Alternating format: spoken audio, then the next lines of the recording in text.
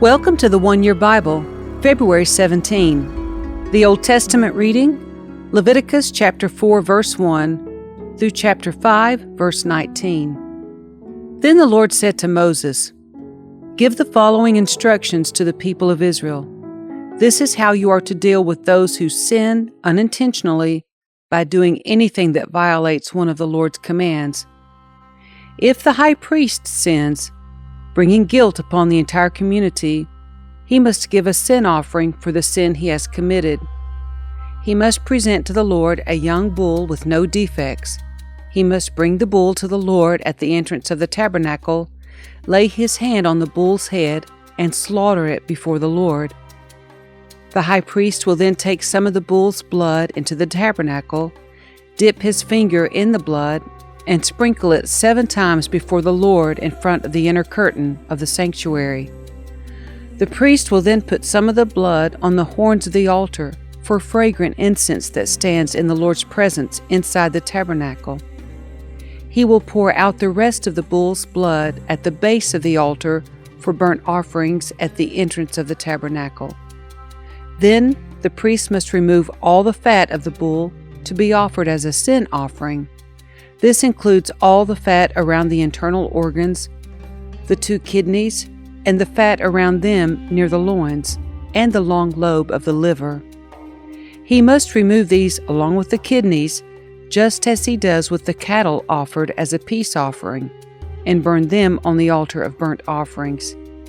But he must take whatever is left of the bull, its hide, meat, head, legs, internal organs, and dung, and carry it away to a place outside the camp that is ceremonially clean, the place where the ashes are dumped.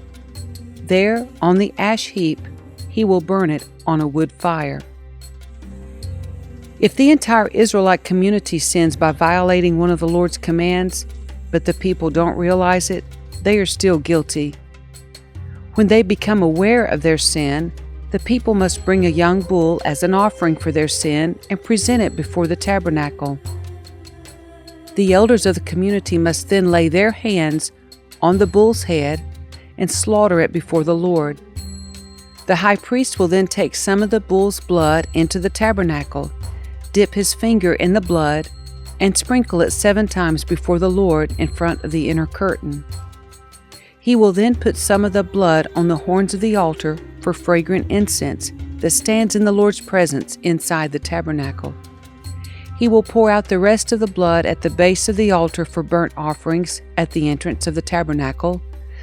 Then the priest must remove all the animal's fat and burn it on the altar, just as he does with the bull offered as a sin offering for the high priest. Through this process, the priest will purify the people, making them right with the Lord, and they will be forgiven. Then the priest must take what is left of the bull and carry it outside the camp and burn it there, just as is done with the sin offering for the high priest. This offering is for the sin of the entire congregation of Israel. If one of Israel's leaders sins by violating one of the commands of the Lord his God but doesn't realize it, he is still guilty. When he becomes aware of his sin, he must bring as his offering a male goat with no defects. He must lay his hand on the goat's head and slaughter it at the place where burnt offerings are slaughtered before the Lord. This is an offering for his sin. Then the priest will dip his finger in the blood of the sin offering and put it on the horns of the altar for burnt offerings. He will pour out the rest of the blood at the base of the altar. Then he must burn all the goat's fat on the altar, just as he does with the peace offering. Through this process, the priest will purify the leader from his sin, making him right with the Lord, and he will be forgiven. If any of the common people sin by violating one of the Lord's commands, but they don't realize it, they are still guilty. When they become aware of their sin, they must bring as an offering for their sin a female goat with no defects. They must lay a hand on the head of the sin offering and slaughter it at the place where burnt offerings are slaughtered.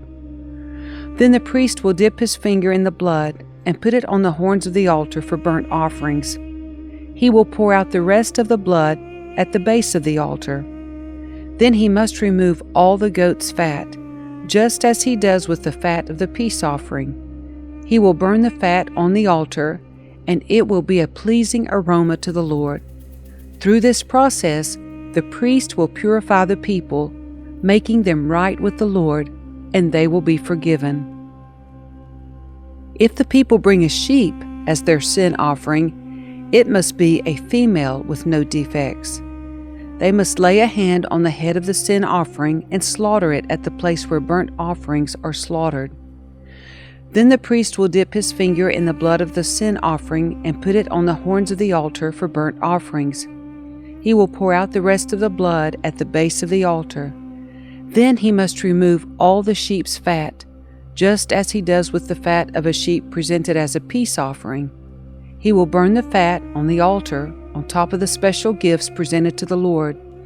Through this process, the priest will purify the people from their sin, making them right with the Lord, and they will be forgiven. If you are called to testify about something you have seen or that you know about, it is sinful to refuse to testify, and you will be punished for your sin. Or suppose you unknowingly touch something that is ceremonially unclean, such as the carcass of an unclean animal. When you realize what you have done, you must admit your defilement and your guilt. This is true whether it is a wild animal, a domestic animal, or an animal that scurries along the ground. Or suppose you unknowingly touch something that makes a person unclean. When you realize what you have done, you must admit your guilt. Or suppose you make a foolish vow of any kind, whether its purpose is for good or for bad. When you realize its foolishness, you must admit your guilt. When you become aware of your guilt in any of these ways, you must confess your sin. Then you must bring to the Lord, as the penalty for your sin, a female from the flock, either a sheep or a goat. This is a sin offering with which the priest will purify you from your sin, making you right with the Lord. But if you cannot afford to bring a sheep, you may bring to the Lord 2 turtle doves or 2 young pigeons as the penalty for your sin. One of the birds will be for a sin offering, and the other for a burnt offering. You must bring them to the priest, who will present the first bird as the sin offering. He will wring its neck, but without severing its head from the body. Then he will sprinkle some of the blood of the sin offering against the sides of the altar, and the rest of the blood will be drained out at the base of the altar. This is an offering for sin. The priest will then prepare the second bird as a burnt offering, following all the procedures that have been prescribed. Through this process, the priest will purify you from your sin, making you right with the Lord, and you will be forgiven. If you cannot afford to bring 2 turtle doves or 2 young pigeons, you may bring 2 quarts of choice flour for your sin offering. Since it is an offering for sin, you must not moisten it with olive oil or put any frankincense on it. Take the flour to the priest, who will scoop out a handful as a representative portion. He will burn it on the altar on top of the special gifts presented to the Lord. It is an offering for sin. Through this process, the priest will purify those who are guilty of any of these sins, making them right with the Lord, and they will be forgiven. The rest of the flour will belong to the priest, just as with the grain offering. Then the Lord said to Moses, "If one of you commits a sin by unintentionally defiling the Lord's sacred property, you must bring a guilt offering to the Lord. The offering must be your own ram with no defects, or you may buy one of equal value with silver, as measured by the weight of the sanctuary shekel. You must make restitution for the sacred property you have harmed by paying for the loss, plus an additional 20%. When you give the payment to the priest, he will purify you with the ram sacrificed as a guilt offering, making you right with the Lord, and you will be forgiven. Suppose you sin by violating one of the Lord's commands. Even if you are unaware of what you have done, you are guilty and will be punished for your sin. For a guilt offering, you must bring to the priest your own ram with no defects, or you may buy one of equal value. Through this process, the priest will purify you from your unintentional sin, making you right with the Lord, and you will be forgiven. This is a guilt offering, for you have been guilty of an offense against the Lord.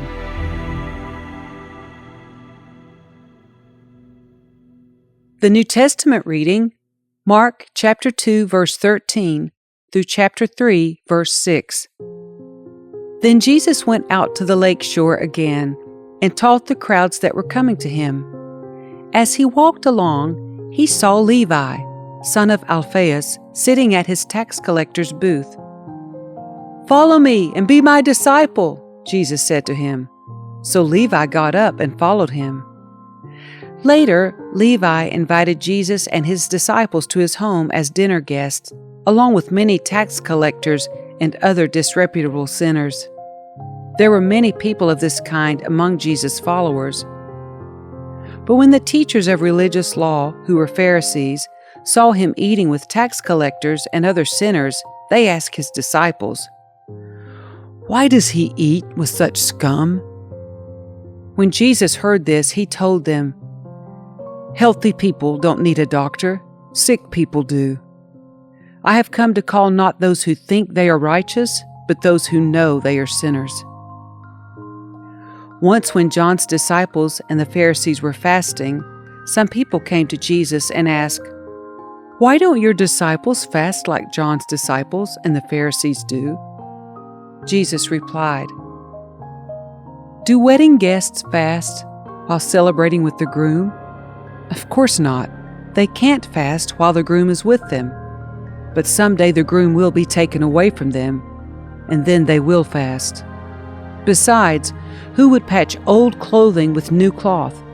For the new patch would shrink and rip away from the old cloth, leaving an even bigger tear than before. And no one puts new wine into old wineskins, for the wine would burst the wineskins, and the wine and the skins would both be lost. New wine calls for new wineskins." One Sabbath day, as Jesus was walking through some grain fields, his disciples began breaking off heads of grain to eat. But the Pharisees said to Jesus, "Look, while they are breaking the law by harvesting grain on the Sabbath." Jesus said to them, "Haven't you ever read in the Scriptures what David did when he and his companions were hungry? He went into the house of God during the days when Abiathar was high priest and broke the law by eating the sacred loaves of bread that only the priests are allowed to eat. He also gave some to his companions." Then Jesus said to them, "The Sabbath was made to meet the needs of people, and not people to meet the requirements of the Sabbath. So the Son of Man is Lord, even over the Sabbath." Jesus went into the synagogue again and noticed a man with a deformed hand. Since it was the Sabbath, Jesus' enemies watched him closely. If he healed the man's hand, they planned to accuse him of working on the Sabbath. Jesus said to the man with the deformed hand, "Come and stand in front of everyone." Then he turned to his critics and asked, "Does the law permit good deeds on the Sabbath, or is it a day for doing evil? Is this a day to save life, or to destroy it?" But they wouldn't answer him. He looked around at them angrily and was deeply saddened by their hard hearts. Then he said to the man, "Hold out your hand." So the man held out his hand, and it was restored. At once the Pharisees went away and met with the supporters of Herod to plot how to kill Jesus.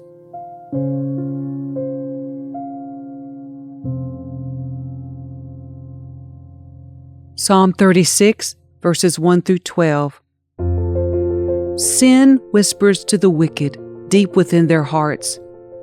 They have no fear of God at all. In their blind conceit, they cannot see how wicked they really are. Everything they say is crooked and deceitful. They refuse to act wisely or do good. They lie awake at night, hatching sinful plots. Their actions are never good. They make no attempt to turn from evil. Your unfailing love, O Lord, is as vast as the heavens. Your faithfulness reaches beyond the clouds. Your righteousness is like the mighty mountains, your justice like the ocean depths. You care for people and animals alike, O Lord. How precious is your unfailing love, O God. All humanity finds shelter in the shadow of your wings.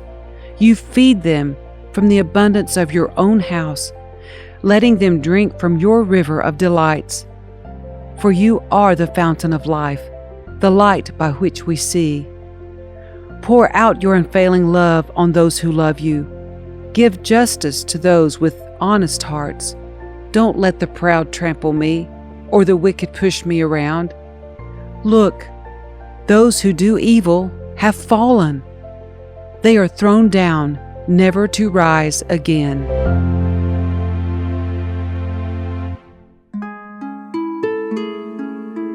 Proverbs 10, verses 1 through 2. The Proverbs of Solomon. A wise child brings joy to a father. A foolish child brings grief to a mother. Tainted wealth has no lasting value, but right living can save your life.